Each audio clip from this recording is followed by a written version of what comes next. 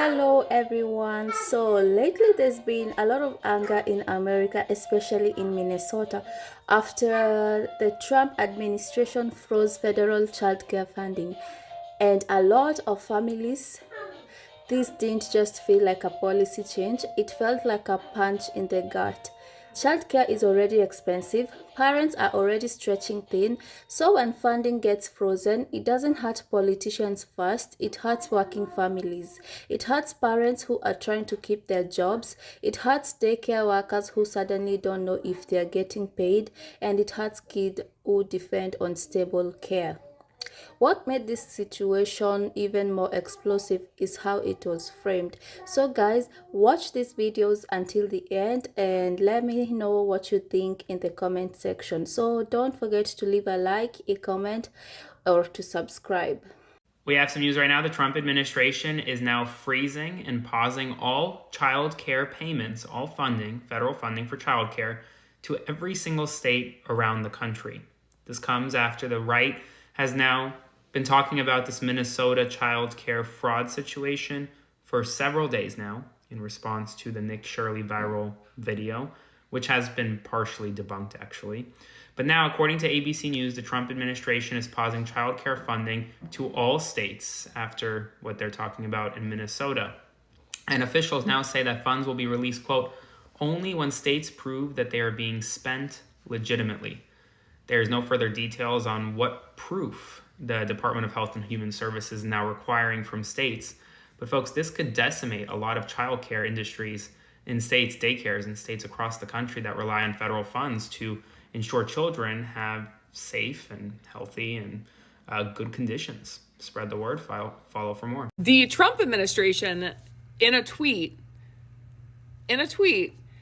told the state of Minnesota that they are freezing all of the funds that they send for childcare. They're freezing childcare funds to Minnesota all over a viral video that has no support and no factual evidence. And not only that, every state in the United States will now have to justify and submit a photo or evidence for money to be sent to those states for the administration of children and family funds.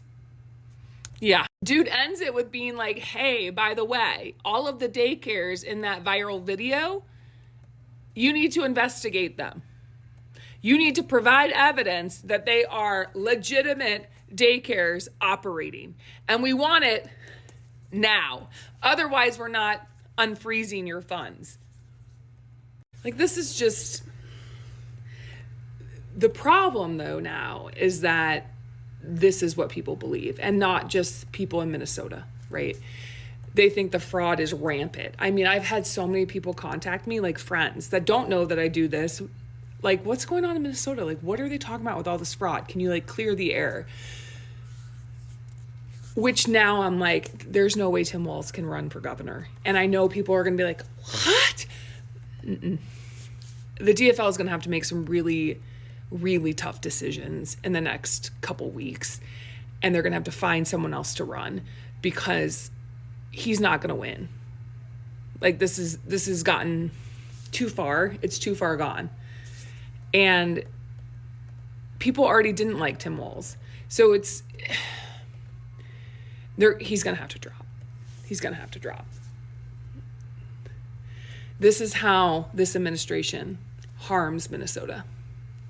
The Trump administration has frozen all child care payments to Minnesota, not after a court ruling, not after proven fraud, but after a viral YouTube video. HHS says it's shutting off the money because fraud appears to be rampant. Their words. And the trigger was a clip from a conservative influencer claiming daycare centers weren't actually serving kids. So what did the government do? They cut the funding. That funding supports childcare for 23,000 low-income kids in Minnesota. Roughly $185 million a year. Gone. Frozen. CBS News checked the same day care centers named in the video. Most have active licenses. They were recently inspected. There were citations, safety, cleanliness, but no evidence of fraud. Yet HHS still froze the funds. Now every state in the country has to submit receipts and photo evidence just to get child care money. because one state got targeted after a viral accusation. And this comes directly after DHS agents went door to door in Minneapolis, calling it a massive investigation. So let's be clear about who gets hurt first: kids, parents, childcare workers, low-income families who rely on these programs to survive.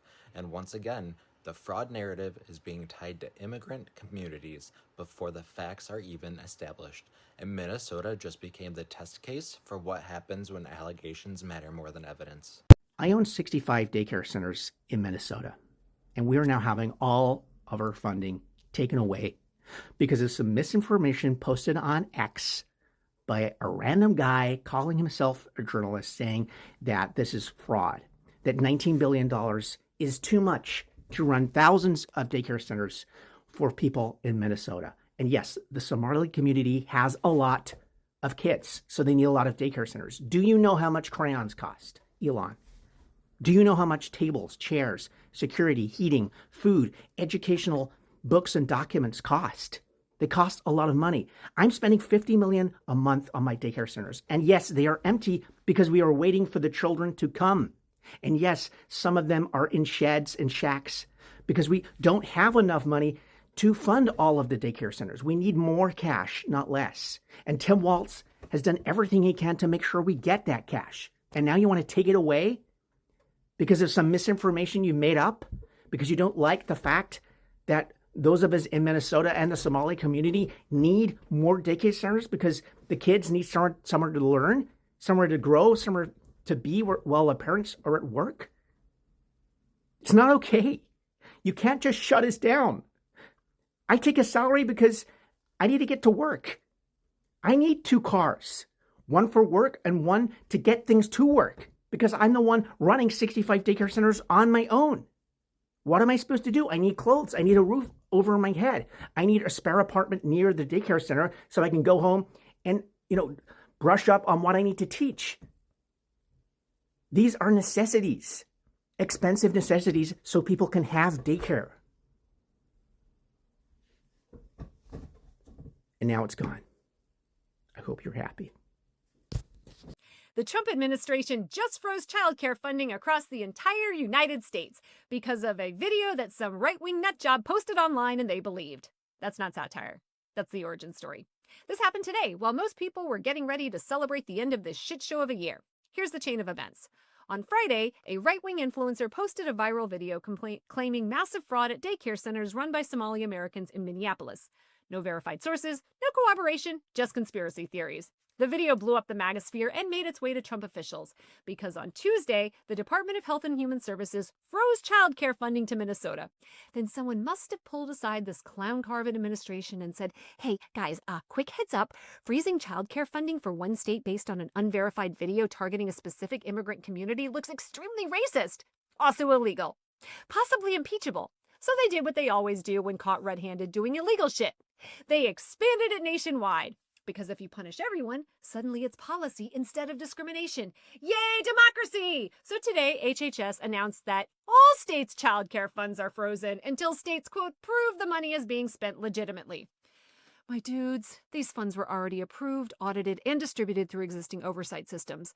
But now states have to submit attendance records, licensing documents, inspection reports, complaint logs, essentially a full federal audit on demand without funding.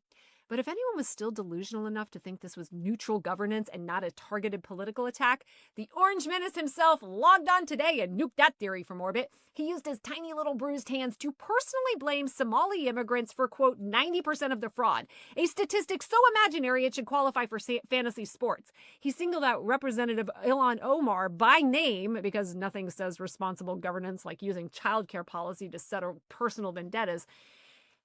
And just to really double down on the racism, the White House is now floating the idea of stripping citizenship from Somali Americans connected to alleged fraud. Not convicted, alleged. Which is interesting because when wealthy Americans steal millions, they get lawyers, delays, and pardons. When immigrants are accused, they get collective punishment and existential threats. Minnesota Governor Tim Walz called this Trump's, quote, long game. Translation: use fraud as the excuse, immigrants as the villain, and childcare as the hostage.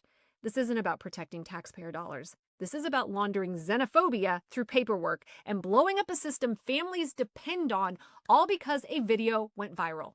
Welcome to Governance by Algorithm. They are pausing federal funding for childcare. This is going to hurt everyone from urban daycares that are in large part funded by federal dollars to rural daycares that are in large part funded by federal tax dollars. And this was just another reminder of the stark class divide in this country, because it won't be rich people's kids that have less money to keep kids safe and healthy at these daycares. It's not going to be their kids that have to deal with these situations. This country don't really care about fraud. They don't really care about scamming. This country really has a selective moral outrage when it comes to mismanagement of government funds, and it definitely has a it definitely has a ethical, selective moral outrage when it comes to people getting over with taxpayers' dollars. That's just point blank, period. But I don't want to just be too much of my feelings. According to Bloomberg, it say the Trump administration is freezing the child care payments to Minnesota and demanding a comprehensive audit to identify any illicit activities. These folks is figuring out a way to chastise the entirety of Minnesota's children because Somalis, or I'm not going to say Somali because I want to be careful on how I'm even thinking about the groups and how these groups get lumped into thinking of the worst example of that group, and how now this whole entire collective community has to either aid, defend, or be held accountable for the worst decisions we can think about of people having in that group. My grandfather always said every group has assholes, and they usually stink. My high school teacher said that every group has idiots. You know what I'm saying? I want to say that every group. I hope people understand just how serious and how planned this all was to force more women out of the workforce than any other point in history since the end of World War II. Trump has cut federal funding to daycare centers in every state, and all they needed was a virgin chud to show up at daycare centers either during off hours or with two men and a camera demanding access to small children, pretending not to know that the reason they're locked down is because of men like them. This was planned in Project 2025. And for the women who think this isn't going to affect them because they don't get federal funding for their daycare, they're going to be in shock. When you cut funding to the bare bones daycare centers, well, then they close. And then the middle tier, they start raising their prices because their wait list goes up. And then the hoity-toity fancy daycare centers, well, their prices go up too. And when women can't afford these daycare centers, they start to close. And then women can go back to these violent marriages that J.D. Vance is such a fan of. And then they convince girls in high school that there's really no point in going off and getting a career and an education because you won't be able to use it anyway if you decide to have a child. This is some handmade stuff, and it was planned, and it is an attack on women everywhere. So Trump is now cutting childcare benefits. Yay! As a single mom, that totally doesn't change my entire fucking life. I just want to remind everybody this is part of Project 2025. They outlined this a long time ago. They want single moms out of the fucking picture. They want moms that work back in the home so we can just be fucking baby factory. Yay! There's nothing I wanted to accomplish with my life. Thanks, Donald Trump. Without childcare, I can't work. Without working, I can't get money. Without money, I could become homeless. And when you become homeless, they take away your kids. And this country totally doesn't have a history of abusing kids or trafficking them once they're in that system. Oh, also, they're building a bunch of concentration camps in a bunch of warehouses all over the country to put you in once you become too poor to function in this society. Yay! And they can put you in there simply just for looking homeless or seeming like you have any mental illness at all. You a little depressed? Lock you up, because then they can just use you as legal slave labor. Fun. Or force you into being that baby factory. Welcome to 2026 and Happy New Year's, guys. It's gonna be so fun. So guys, a lot of people believe this wasn't really about Somalis at all. To them, it feels like the decision was already planned, like the administration wanted to cut or freeze childcare support anyway. And this moment just gave them an excuse, a convenient narrative, something they could point at to say, see, this is why. And when you frame it in that way, it shifts the conversation. Suddenly, instead of talking about unfrauded childcare system or lack of affordable care in America, people are arguing about immigrants. They are arguing about race. They are arguing about who deserves help and who doesn't. Meanwhile, the real families are stuck in the middle. In Minnesota, childcare providers have been saying the same thing over and over.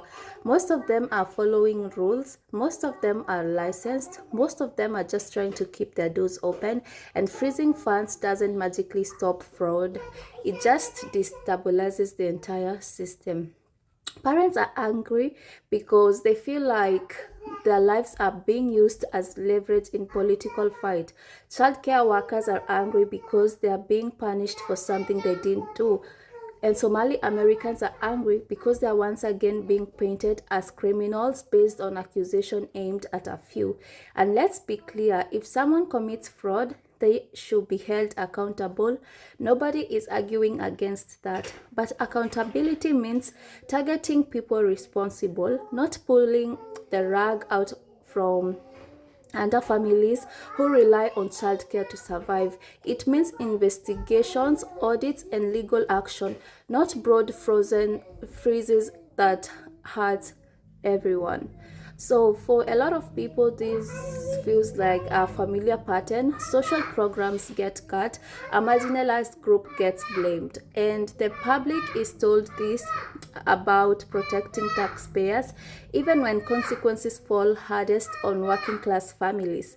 That's why the reaction has been so emotional. This isn't just about a number of budgets. This is about trust, about whether the government is actually trying to fix the problem or just using the moment to outrage and to punish and to push an agenda. And right now in Minnesota, especially, a lot of people don't believe this was done in good faith. They say families struggling, they see communities being targeted, and they see childcare, something that should be basic support, turned into a political weapon. And that's why people are so angry, like, not because they support fraud, not because they don't want accountability, but because they feel like the wrong people are paying the price. So guys, leave your thoughts in the comment section and what you think about this, and don't forget to subscribe. The freeze was tied to claims of fraud in Minnesota childcare system, and very quickly the conversation turned towards Somali Americans. Online, on social media, and in political commentary, people started accusing Somali of lying, stealing, and abusing government programs. And instead of focusing on specific cases or individuals, an entire community was being talked about like they were the problem. I know, like, there are some that have actually stolen from the government, because it's been all over the news, but we can't say that it's the whole community. And that's where a lot of people started to push back, because here's the thing: fraud investigation didn't just start yesterday. They've been happening for years. So a lot of Minnesotans are asking, if this was really about fraud, why freeze childcare funding now? Like, why do it in a way that affects thousands of families who have nothing to do with any investigations?